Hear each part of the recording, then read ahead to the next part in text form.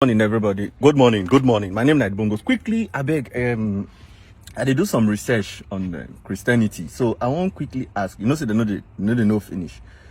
I want quickly ask where these two narratives, where at what point they began and at what point they changed. Now, if you follow the Bible story, you go realize say the major religions where we get today, especially the ones with the conflicts. One of the reasons why these conflicts they now because of the belief in something that cannot be explained, which is the concept of heaven and hell. I don't know how Muslim, the word they use for their own, but they believe that if they die in the holy war, they die fighting for Allah, they go heaven.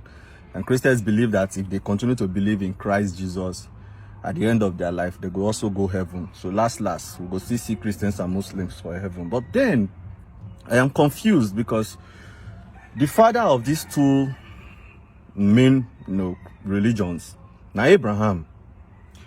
And when God they communicate with Abraham, as we get to understand from the Bible, you see, God made it very clear. When Abraham passed the test, God promised Abraham, see, it go multiply Abraham's seed like the stars, as uncountable as the sand, because that one will be like almost eternity, because you can't count the star, you can't count the sand.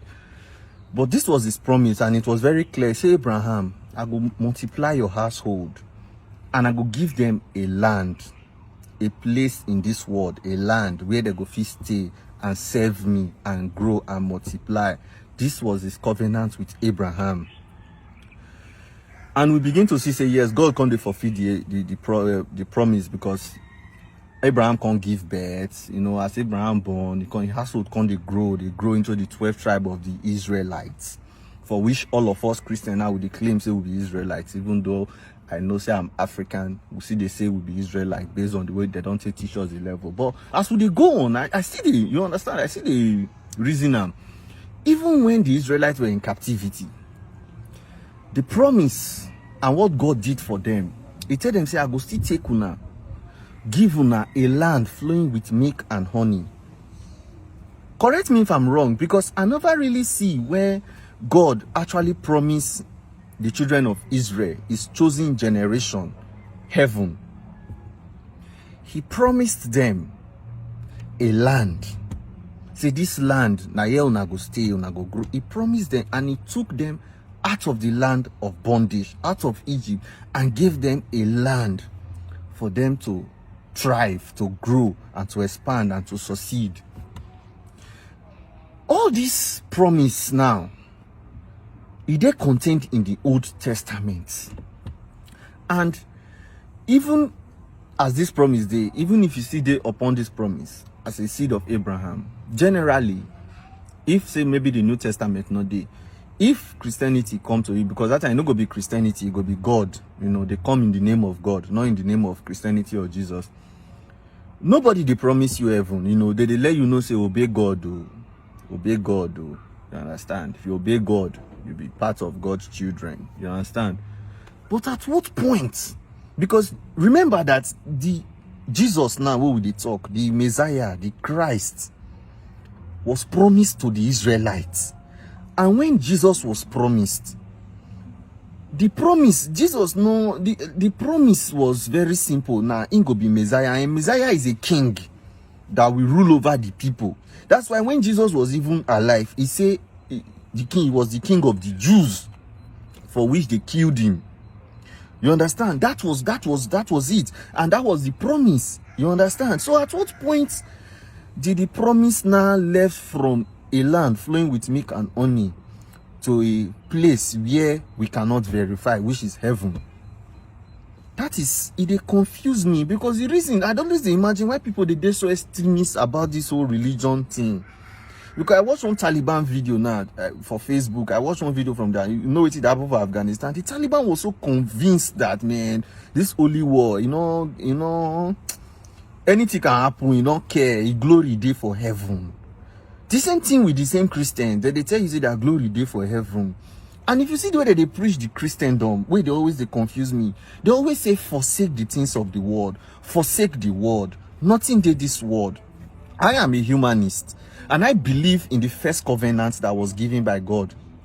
say man for take dominion upon the face of this earth. Now here be our domain. We for rule and expand, take responsibility, make the earth a loving place, put order and everything. That is my own. I know Adam was not promised heaven. You understand? So I always the thing they confuse me. At what point did you get to the place that the promise is now in heaven? Like this earth is not okay again. Because they say forsake the things of the world, forsake this word. You understand? Not be this same word where they say make we forsake. The Bible say, for God so loved the world. God loved this same word that he even had to give his only begotten son. Yet they tell us more pack face, more lock up for this word. This word, nothing did this word.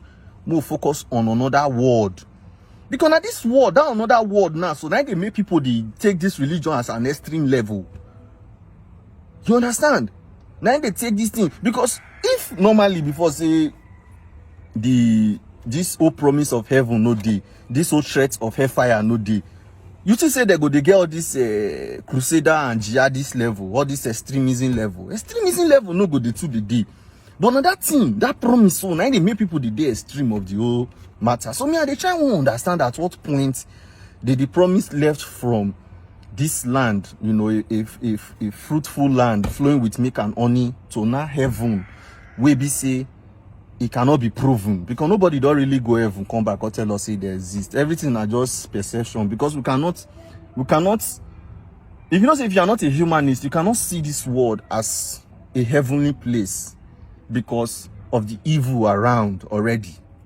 You understand? But if you dey a place where there is peace, there is calm, there is stability, you go see the beauty in this world. You go see everything where you go find for heaven day here not the heaven. Because when God create this world, he creates them as heaven.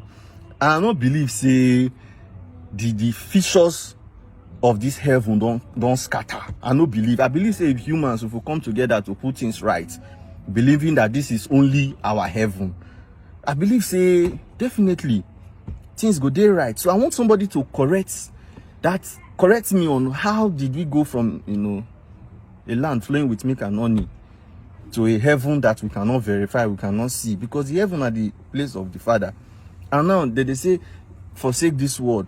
People now know the reason about this word. Nobody cares. Millions of people can die in the name of religion. Nobody cares. Jihadists don't care. They believe they will go heaven.